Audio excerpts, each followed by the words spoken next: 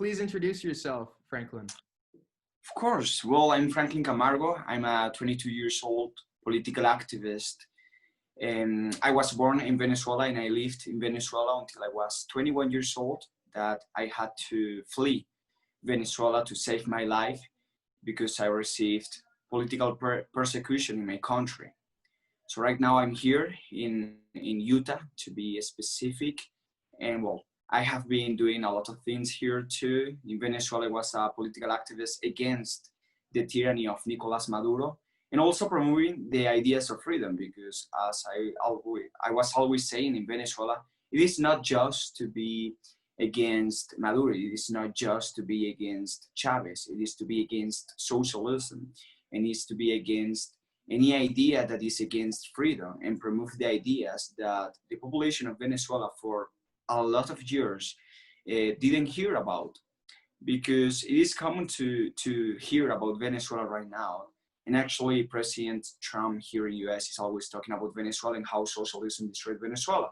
Sometimes he is confused because he said that Venezuela 15 or 20 years ago was a rich country, and that's not true.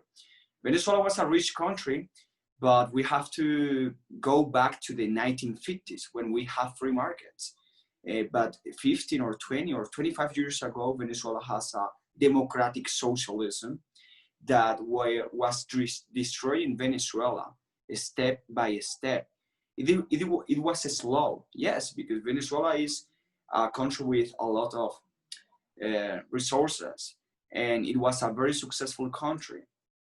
And it is not easy to destroy a country as Venezuela really fast, but they did it. So I was always promoting the ideas of freedom in Venezuela. I started formally when I was 18 years old, and I actually traveled for several states of my country to present a speech, my own speech, called Defending Capitalism.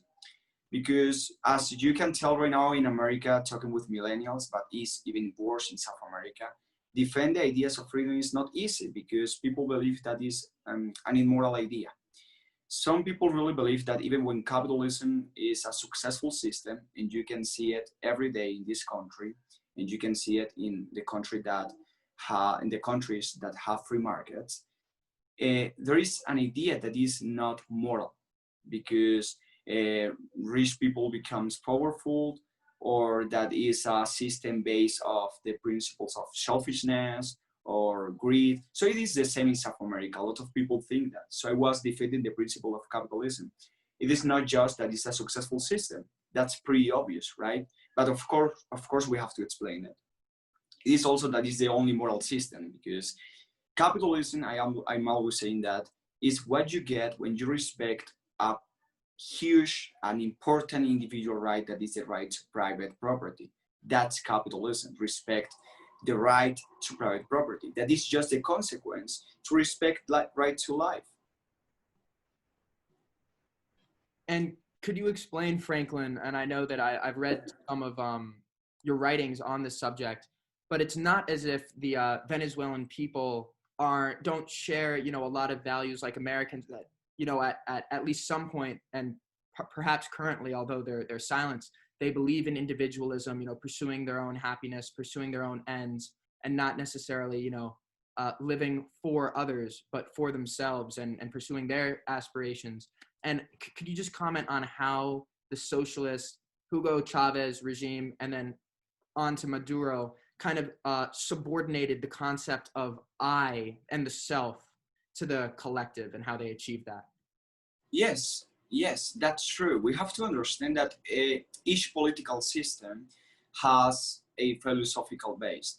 In the case of socialism, and actually any totalitarian system that is against individual rights, it's a collectivist. Philosophically, it's collectivism.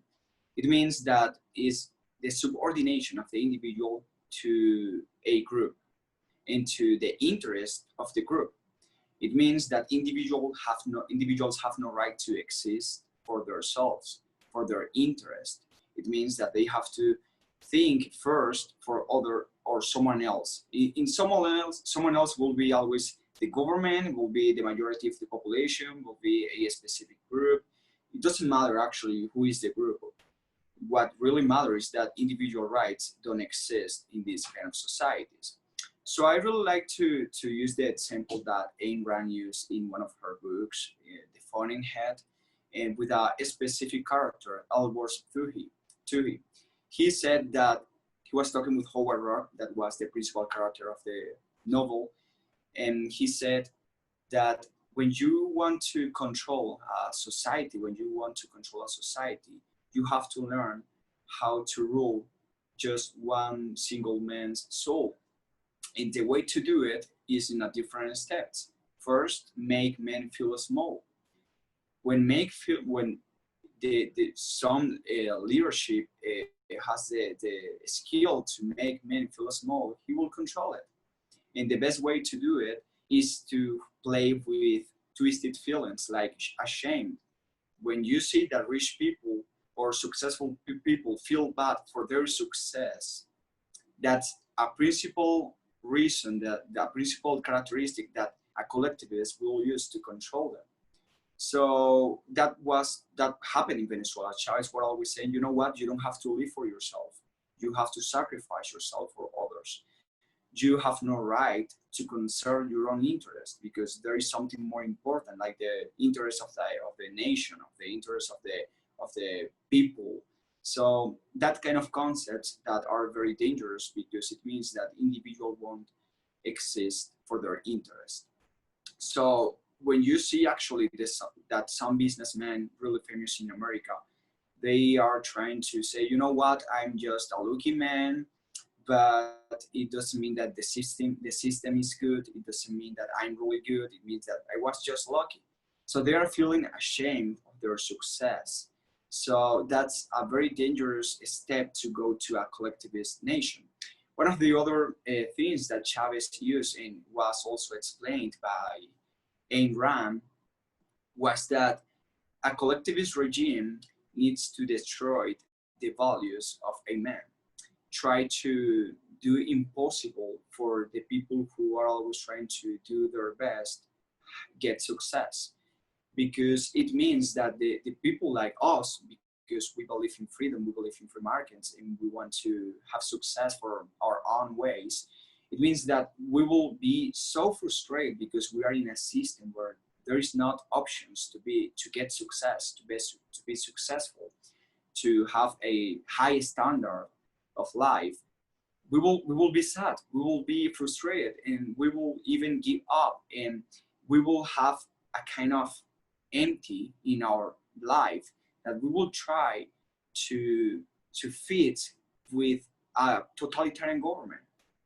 So there is why also collectivist regimes need to control human lives by making it impossible for them have success or even be happy. And that's one of the other points.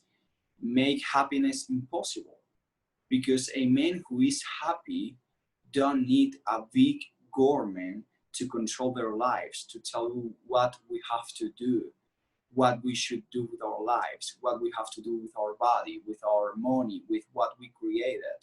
So that's also one of the reasons why collectivist regimes have to destroy the economy to a way to enslave a society. And actually, we can tell that even in the China 200 something years before Christ, it were the dynasty of, I forget the name actually, but there is a Shenzhen was one of the really important person there. They were talking about how can we control a society? How can we get a very powerful and a strong government? And he was saying, you know what we have to do is make impossible for people live and survive with our government's help. So there is when we understand some politicians' intentions.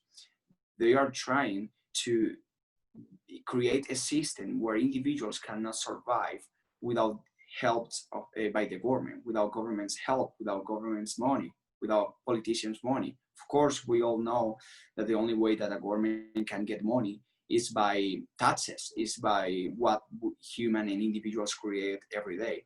But yes, that was happening in Venezuela in a philosophical way. And Chavez could say things like, you know what, it doesn't matter if we are hungry, if we are famine on the street, if we have not clothes. What is really important is to save the revolution. He said that in 2006. So right now, 14 years after that, we can see a Venezuela who is completely destroyed. It was not an accident. He was using a collectivist message saying, you know what, your life don't matter. What really matters is to save the revolution. Of course, the revolution of the politicians who are socialists and they are making rich every day. As Diosdado Cabello, who even threatened me personally in his TV show in Venezuela, he's one of the richest men in South America right now. So that's what collectivism means, is to the subordination of the individual. And the only way we can fight against that is promoving the ideas of individualism. And America is a great example of that. The biggest difference in the American system was, and we have to go back to the 1776, if we see the different system, the different variation that exists in that time was, I mean, a collectivist system in all the world. Maybe the power was in a family, like a monarchy, or it was just for a religion, you know, in a theocracy, or it was a pure 100% democracy where people can vote for anything, even to take away some individual rights that happened in Venezuela too. People were voting for legalized things that was against individual rights. But America say, you know what? The power is for each individual. And that is what individualism means, that it doesn't matter who has the power, it doesn't matter what the majority of the population believes or what they want. What really matters are the individual rights. And a majority has no right to vote for taking away other people's individual rights. And the most important thing, in my opinion, was actually also that the government exists to protect individual rights, and the Constitution exists to limit government's power, politicians' power. And that's the biggest principle that this nation has. Thanks for expounding on all those great points. I think that your commentary is so important on the philosophical attack against individualism, because the empirical record really isn't disputed by anybody. You know, even if you think that, even if you're pro the collectivist stance, you know, you can't deny that. I think it's Hugo Chavez's or Nicolas Maduro's daughter is like the single richest person in Venezuela and one of the richest people in the world because she has all the oil money, right? Which goes against the whole redistribute the wealth principle. Obviously, the freer, you know, the market and the more capitalist a society gets, the more wealth and the higher the standard of living for everybody. But like you said, that's not really the argument. And Maduro and Chavez recognize this. And they basically say, well, it doesn't matter if we starve, it doesn't matter if we die, because we're right in principle. And I've heard this in America too. You know, nobody disputes that fascism and authoritarian right-wing regimes are not only bad in practice as they murder people and subjugate, you know, individual rights to the collective for the collective's sake, but that they're evil in theory. And, you know, as a libertarian who regards individual rights to the highest possible extent, of course I agree with that. And yet the conversation differs when you get to authoritarian left-wing, that is communist regimes. Oh, it needs to be tried again, I hear from like my teachers in high school, and I went to a very serious academic high school, and the heads of the school would say this, and I haven't been persecuted like you know, thank my lucky stars. I can't imagine going through what you went through.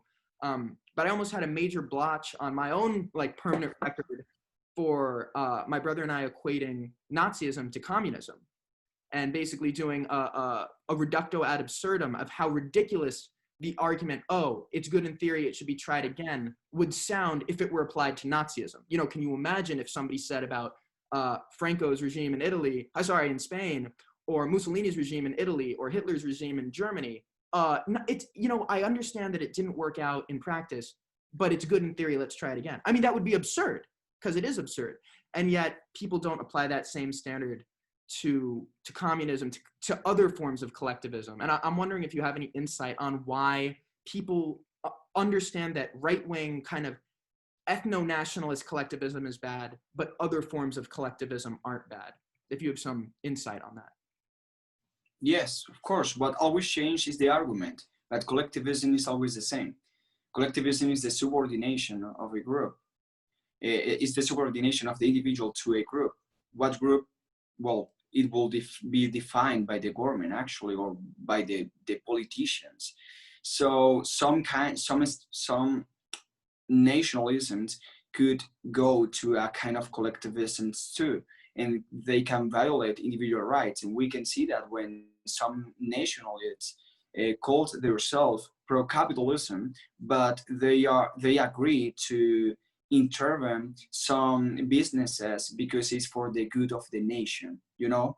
So that's something that we have to fight against that too, because what socialism really means, and that's something that we have to explain to young people, because when they are when some of them are saying, you know what, I would like to be like a European country, I would like to be like Sweden, what they don't know are that a lot of that countries have even more free markets than the United States of America right now.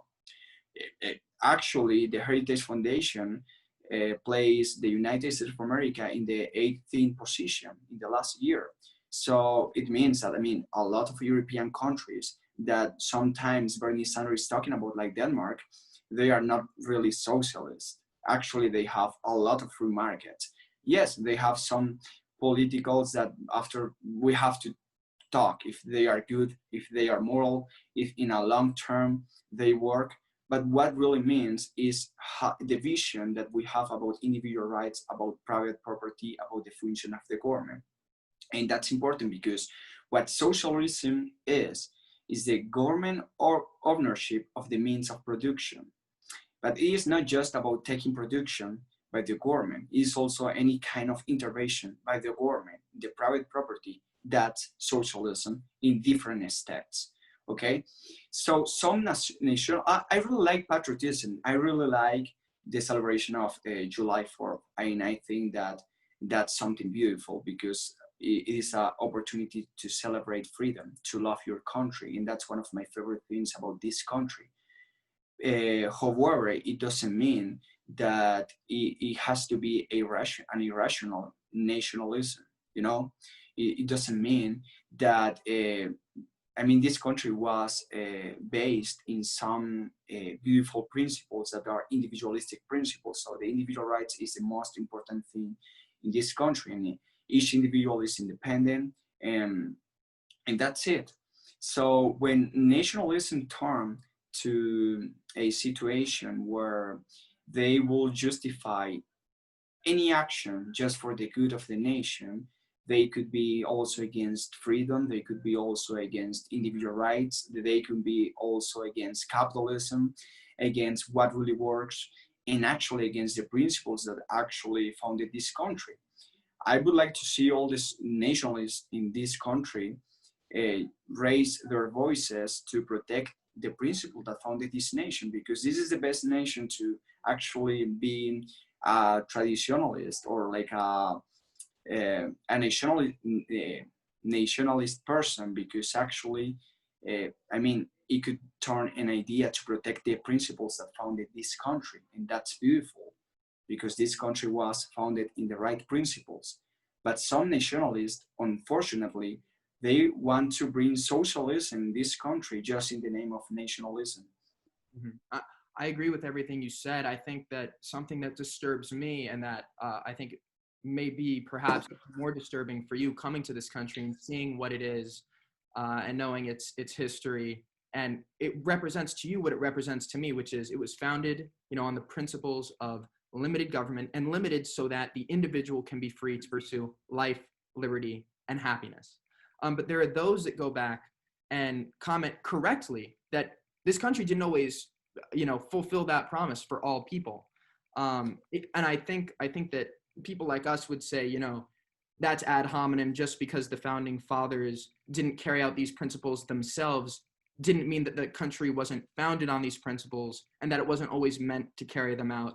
But people are right. George Washington, slave owner. Thomas Jefferson, slave owner. Like, not just little slave owners, although any violation of somebody's, individuality and unpaid labor ad infinitum to another person is wholly morally bankrupt, but they happen to be plantation owners as well. So how would you respond to people who say with a high degree of clarity and accuracy that, the country America may have purported to have been founded on these principles, but they were certainly for a long part of our history not upheld for all individuals, and in fact the majority, the white majority did trample on the rights of the minority? Yes. Well, that's a very frequent argument that we can hear every day. I actually remember last July 3rd, the day before Independence Day, I was talking with a pro-Antifa girl who works with me, and she was actually saying that kind of things, that how could you say, talking with me, that you love the principles that founded this country if this country was founded of the slavery principles and ideas, and that's not true. But in first place, we have to understand that unfortunately, slavery exists in every point on earth. That's a fact, that's a reality. And actually, if we go to Africa, some trials or some parts, they even right now have some kind of slaveries too. And it's not just white people against black people. Sometimes it is even black people against black people.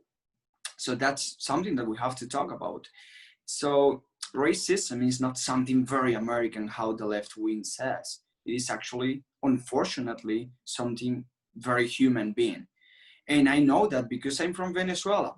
In South America, people believe that racism doesn't exist. Of course, racism exists. But the ideas that founded this country was not the principles of slavery. Actually, after its foundation, decades after, this country was willing to go to a war to finish slavery in a context where a lot of countries still has slavery. And of course, we have to reject any kind of racism, and we have to fight against that, but not trying to create an evil idea about this country. This is a great country where it's actually the best place for immigrants, the best place for any kind of human beings who is a minority, but of course we know that the smallest minority is the individual. And those are the facts. I mean, if you go to New York, and well, you actually live in New York, you can see Indians who are working in their own businesses. You can see South Americans who are working really hard, and they actually escaped socialism or democratic socialism. You can see Europeans. So this country is a perfect place for immigrants, and that's because the American people like immigration, and most of them has like an open vision and a positive vision about immigration. I never feel discriminated in this country, and I don't really think that this country was founded in racism. We have to understand the context. Of course, we have to reject any kind of racism that still exists and has existed in the whole the humanity, in all the history. But it is not trying to change the principle that founded this country. I'm always talking with Americans. You have to be proud of your country. You have to defend the principles that founded this country. And that's something that I really like about here, that a lot of Americans are proud of themselves. And when you are proud of yourself, when you feel good with what you have, with what you are, it means that you won't be able to follow just any kind of politician that will tell you what to do. You will say, what, I'm proud of myself, I'm proud of my country, and I care about what is happening here, and to defend the rights that I have as an individual.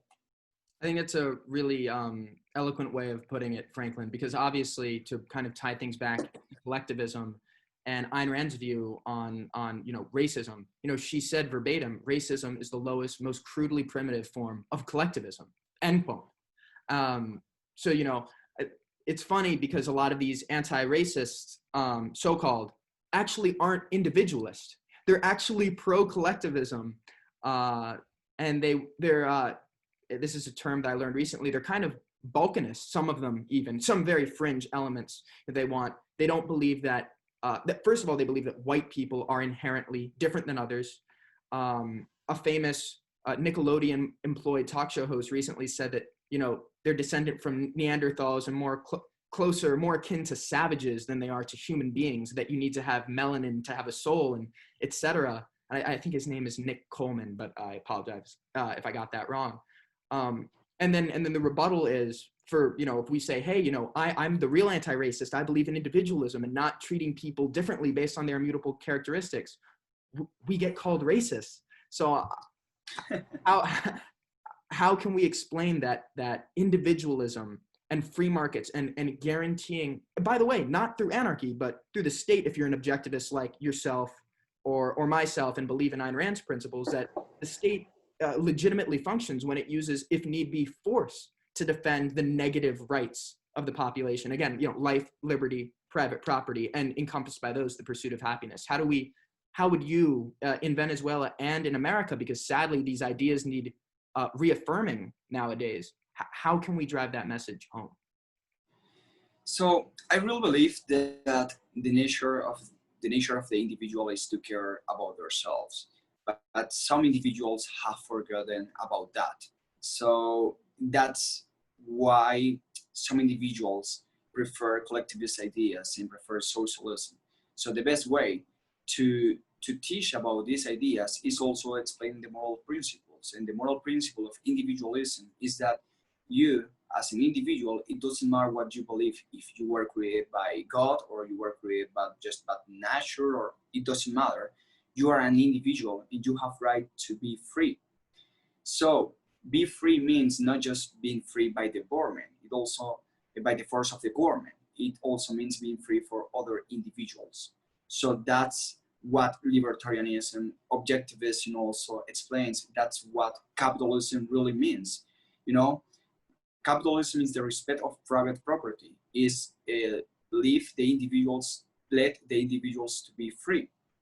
So that's something that we have to explain. And the best way to do it is actually about talking about the moral principles. You know what? You have no right to my work. You have no right to my money. You have no right to my life. And those who are trying to just in a very collectivist way to use some kind of statistics or just all kind of numbers to try to justify or to use a kind of evidence for racism, they're actually racist. Because it doesn't matter how we look, it doesn't matter the skin color, it doesn't matter where we are from. What really matters is what we do, what we believe, what we work, how we work, what we create.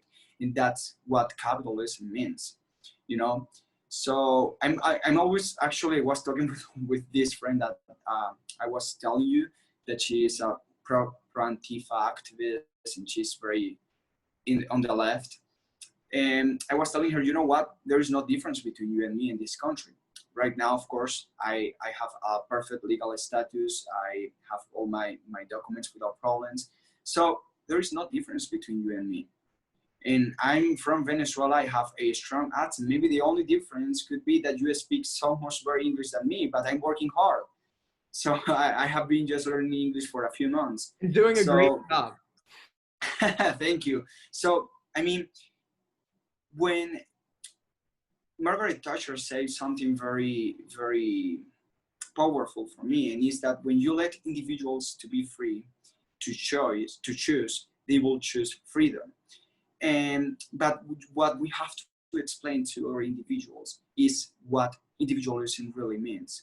It is not just about sacrifice. It is not just about thinking about yourself.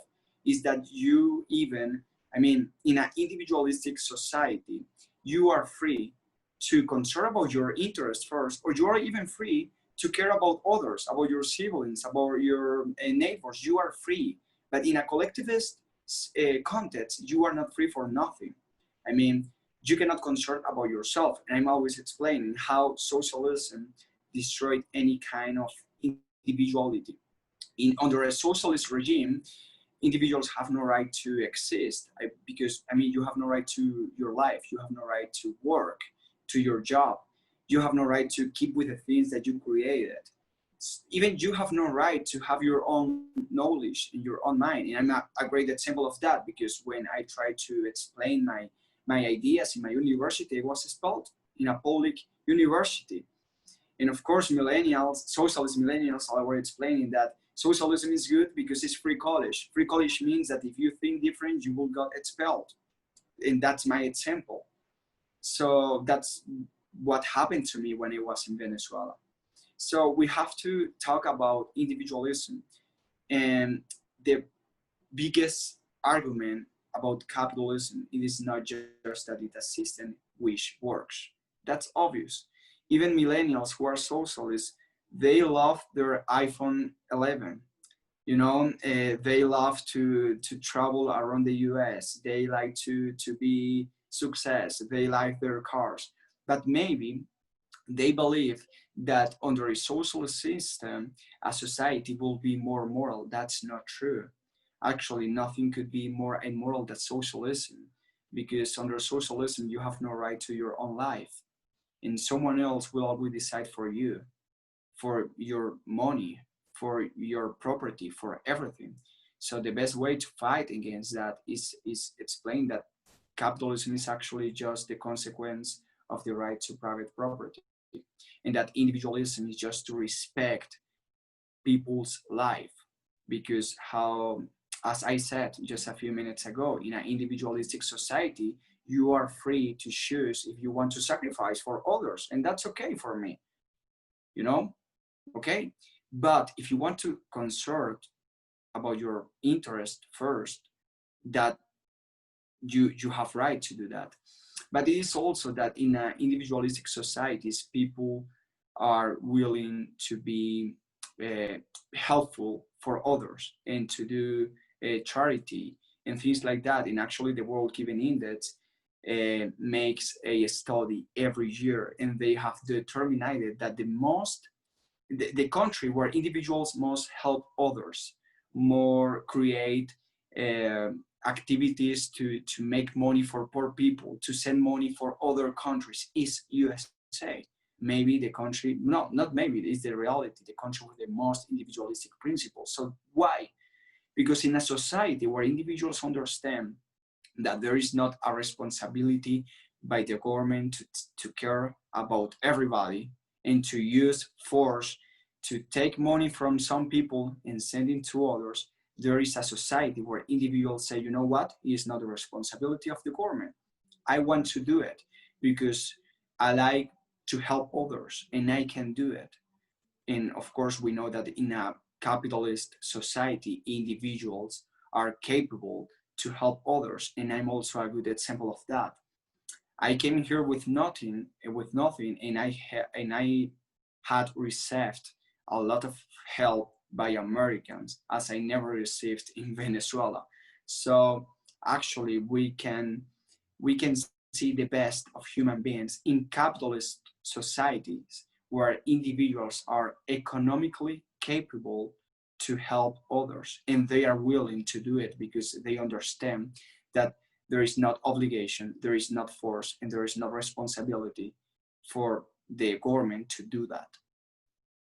I think that's a really optimistic and a very true, like you said, statistically demonstrable and verifiable, as well as anecdotally in your experience, the reality of the situation. And there's this quote that I think puts it rather succinctly, which is, to be moral, you have to be free to choose. There's no morality in being forced to do something. There's only morality when you have the choice to do it. Exactly. Now I'd like to open the floor up to other questions. Kevin, Haley, Lipton, Harold, for Franklin. Franklin, if you have time to receive some questions. Yes, of course. Uh, hey Franklin, you hear me? Yes, I can hear you. Okay. So I was wondering, what exactly did you do that get you to be designated a terrorist by Maduro? Okay, that's a good question. So I started promoting pro-liberty ideas since I was 18 years old. Okay, it means that I was doing political preach on the streets, on classrooms, on whatever place I could do it. Okay, but I was also organizing a street protest every time that we were doing this kind of things peacefully, always, of course. But to be specific, even when I received different threats in the past, the biggest problem was on January 25th, 2019. It was 3 days after Juan Guaido. Could you hear me? Can you hear me, guys? Lipton's mic was Oh, okay, okay. So on January 25th, 2019, it was three days after Juan Guaido became the legit president of Venezuela. My university was an experimental university. It means that yes, it's public, but also means that all the authorities of the universities are called by the government. It means by the Department of Education. It means by Maduro. So you can imagine how Chavista and how communist was my university. So, I mean, the director of the medical school was friend of Maduro. So you can imagine that. So it was 3 days after that. The environment was really hard. So they were using, it was in my last day of my third year of medical school. They were using that day just for an excuse to talk about socialism, to defend Nicolas Maduro's regime, to talk bad about the opposition of the in Venezuela, to talk about communist principles, etc. So I refused myself to hear that. I stood up in my classroom with 30 or 40 people. That was my class actually, and I refused to hear that. So I started to talk about that just with an intention to debate, to talk about how bad is the Nicolas Maduro regime, to defend actually that Juan Guaido, even when I don't really like him, and he's a democratic socialist, he actually is the constitutional president of the Venezuela. That's the reality. So I was talking about that. I was expressing my ideas, expressing the reality actually. And the professor got so angry and so mad that he sent me to the director's office. And in the director's office, I started to explain what happened and why they sent me there. And my director, whose name is Lucio Diaz Ortiz, and he's a Chavista, like really strong communist, he said, this is a revolutionary and socialist university. If you don't like it, you can go to Harvard. So you are expelled. So I got expelled from my university that day. I want to make the story as short as possible because it is really long. But what happened in the next days, I in Venezuela was activist of a political party called Vente Venezuela, the only non-socialist political party in my country actually, because in Venezuela, even the opposition, they are also socialist. But of course, we know that in a totalitarian systems, totalitarians also create their opposition. So the biggest problem was that my situation was really famous in Venezuela, in social media. I also received messages from Americans that were here and they knew what was happening to me. So of course, that became in a harder situation for that reason. I was on the news, I was on social medias, and the way that they had to justify that I was expelled from my university was that I wanted fire, I wanted destroyed my classrooms, I wanted attack the professors, I wanted attack students. Of course, it doesn't make sense. That's not true.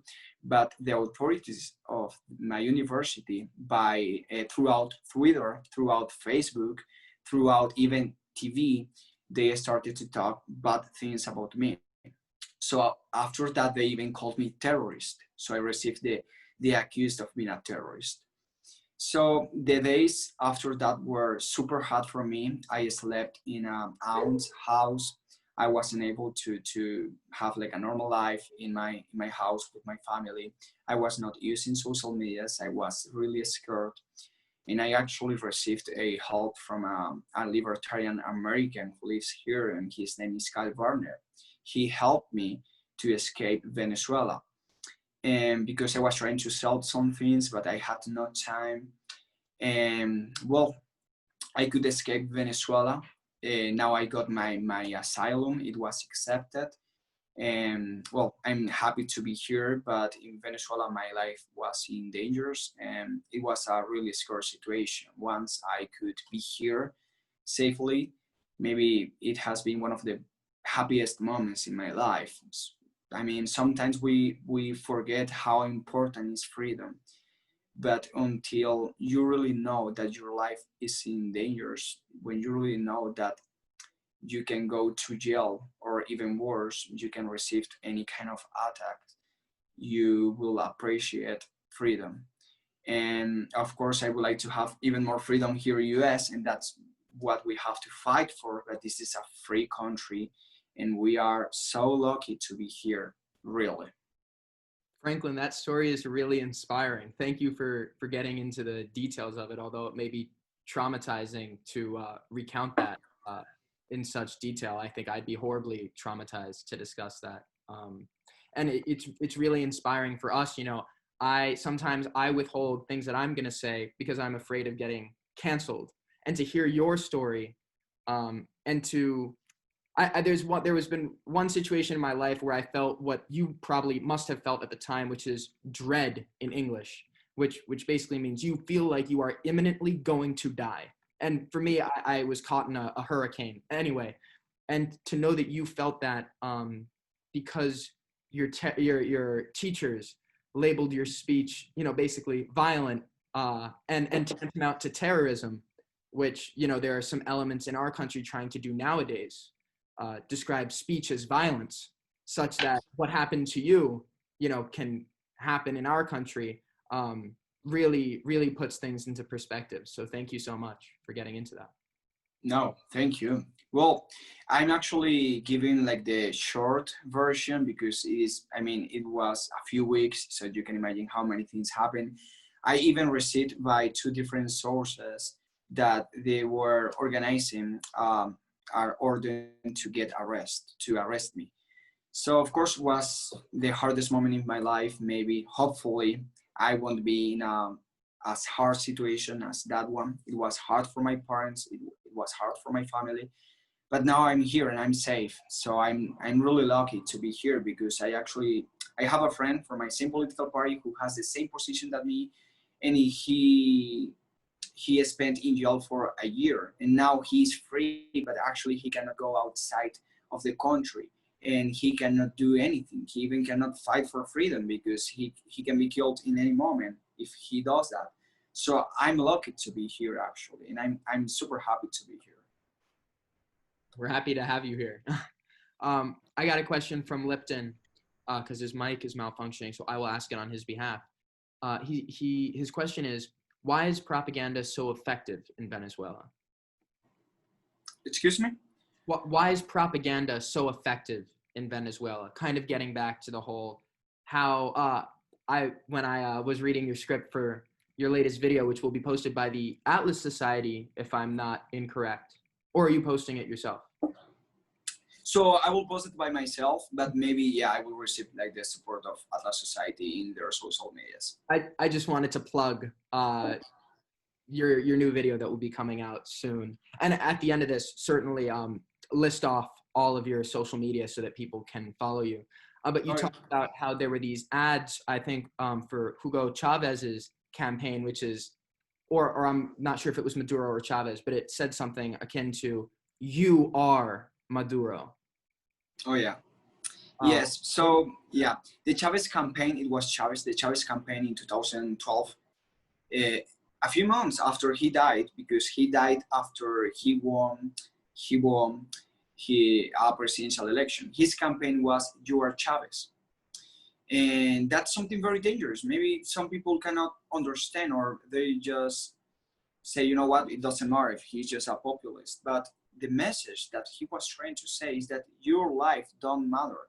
I will decide for you all the things that you need or you want, or all your desire, your concern. It will be decided by me, by Chavez. And he said that you are Chavez. You, like, as a mother, as a kid, as a student, as a worker, you are Chavez. So that's a very dangerous principle of every collectivist system.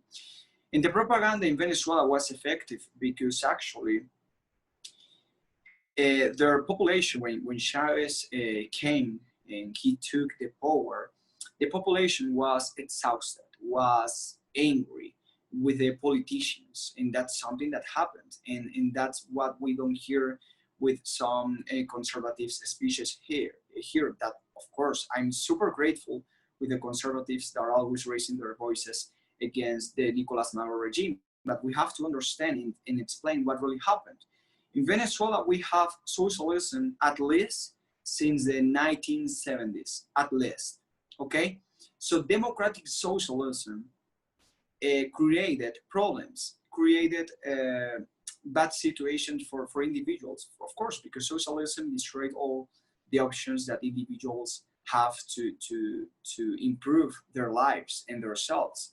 So even when they were not super socialist, they did socialist policies, like they nationalized the oil company, they nationalized electricity, they nationalized water, they nationalized gas. I mean, we had socialism in Venezuela even before Chavez. Of course, it was a light socialism. It was just not like a strong, tough socialism, but it was socialism, and it was destroying Venezuela step by step. So when Chavez came to power, Venezuelans have a lot of problems, economic problems. They were saying that the situation was not good. But in Venezuela, we had, before Chavez, something very similar than here, that was two strong political parties, and that was it. In Venezuela, those two political parties were both socialist political parties. Really. I mean, there was not really difference. Maybe one was Acción Democrática. It was more socialist, but the other one, COPEI, it was also a socialist political party. So the population was exhausted. They didn't know because they had not intellectuals or really famous people or influenced people to explain what was happening. But they just thought, you know what, this is not working, so we have to change this. That was the population idea. And it was not wrong. The thing was that they chose the wrong person. It was Chavez. Chavez became as someone as, I'm not from this political party, I'm not from this political party neither, but he was even worse. He was even a stronger socialist. But the population was exhausted. So when Chavez took the power, he was someone different. He was a poor guy who was also a military. He tried to remove one government in 1992, a constitutional government. He tried to remove it by force. He was in jail for 2 or 3 years.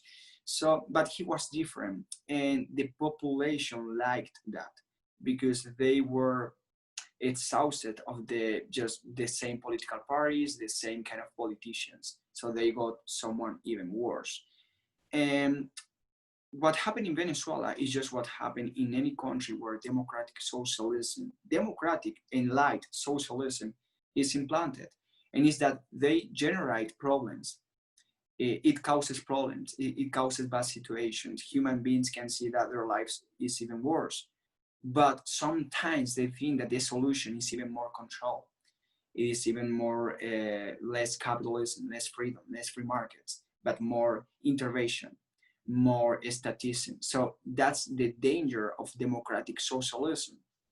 I see, for example, Joe Biden, and I have to be honest, I don't see him like someone who is a super left-wing politician. He's a progressive and he's a socialist, but he's not like a left-wing activist or a left-wing politician. We know that, right?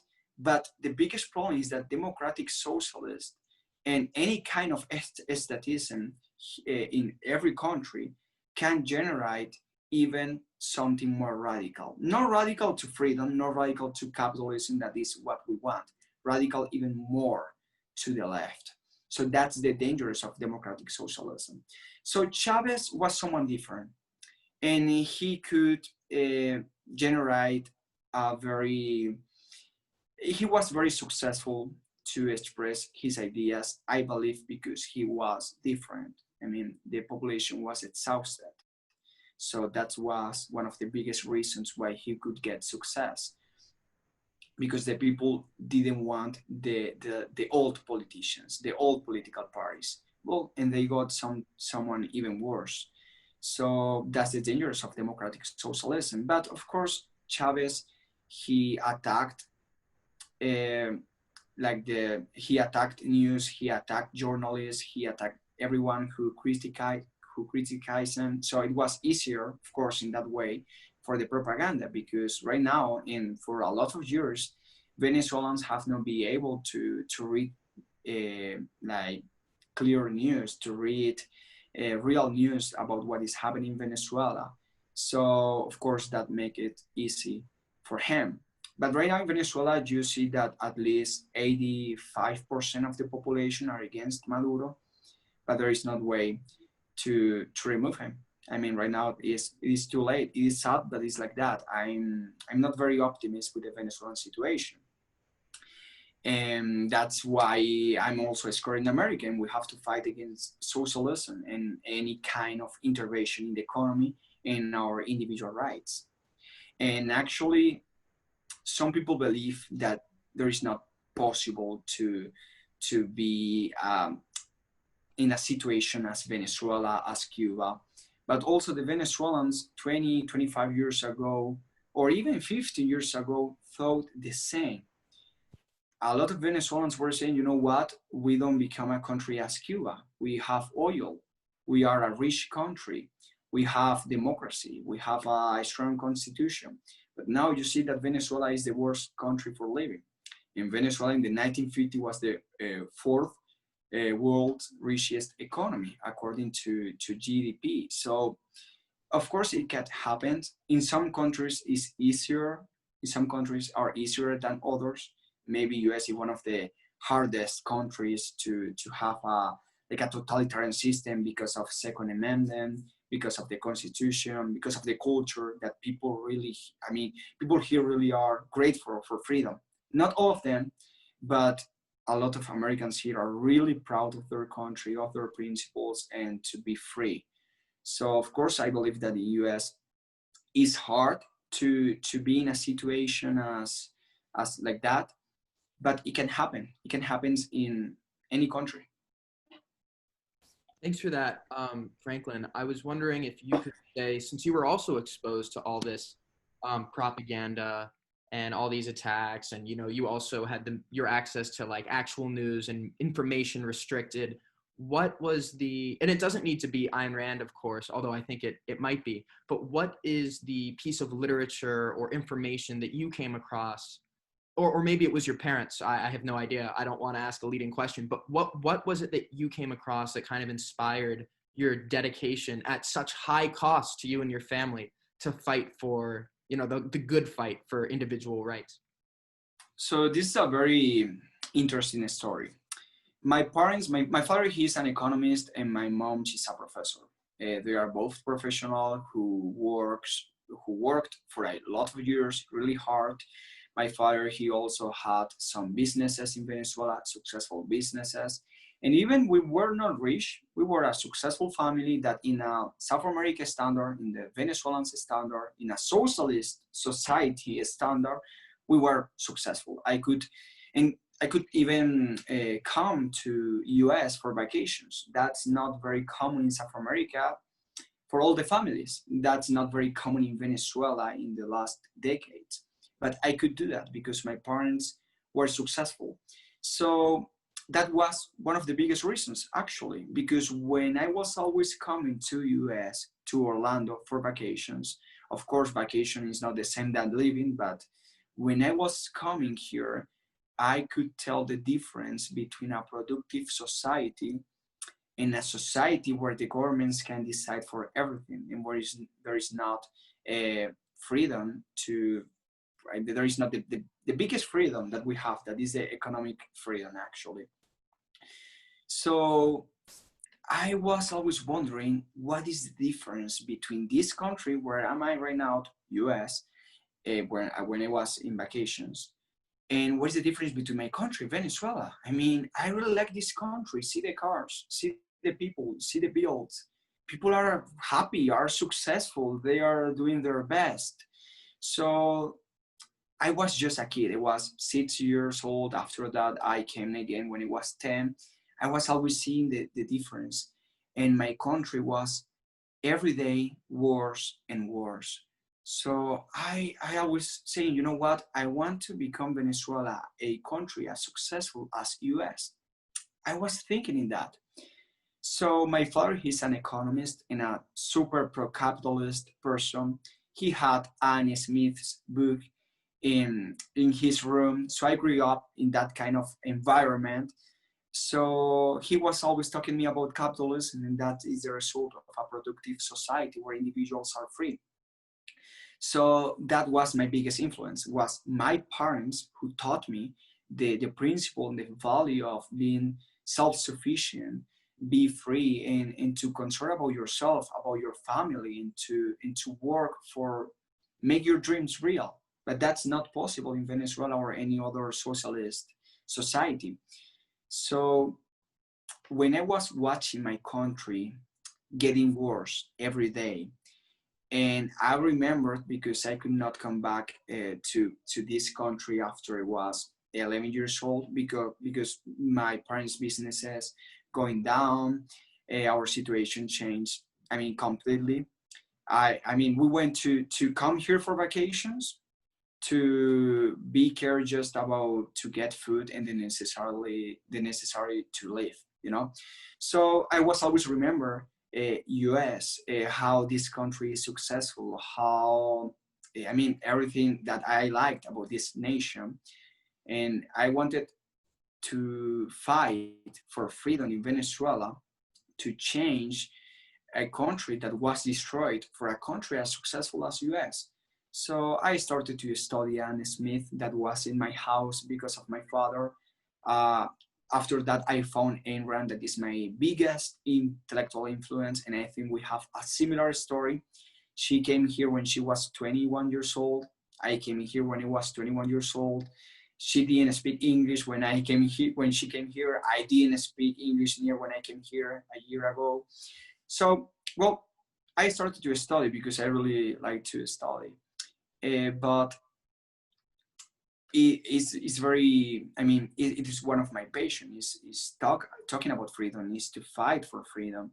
And in Venezuela, I was lucky to grow up in a family who really believes in freedom. And I was also lucky to grow up in a family who taught me the values of work for what you want. And that's what capitalism means, to be free for create the things that you need. And after that, I dedicated myself to study a lot about the principles of freedom. Well, I'm thankful that you were exposed to America and that your parents exposed you to these ideas and that you were exposed to Ayn Rand. And I think that I speak for everybody in the call and everybody who will watch this video when I say that we're thankful that you made it out of Venezuela and took the time to speak to us today. Very much so. Thank you so much. And thank you. No, and I apologize for my English, but I swear that if you could hear me a year ago, you could be proud right now. That's all I have to say. Me siento orgulloso ahora, sin condiciones. And your English is way better than my Spanish, which I just demonstrated. So do not apologize. And actually, there's a great example of how, you know, at least the people in this room, and let's get real, most Americans would have said the exact same thing that I just said to you about your accent and nation of origin. You know, don't sweat it. We don't care about that. You're doing the best you can, and you're doing a damn good job. You know what? Actually, that is a perfect opportunity to fight against socialism, because people are always asking me, where are you from? And I'm from Venezuela. You know what is happening in Venezuela? Socialism is happening in Venezuela. So protect your principles, protect your rights, your individual rights. So that's a perfect way to teach about socialism and capitalism. Franklin, do you have any social media or places that people can find your work that you'd like to say? And I will also put them in the video, the links themselves. Yes, of course. I have social medias. I'm Frank97, Frank with 2 N. So FRANNK97 on Twitter and on Instagram.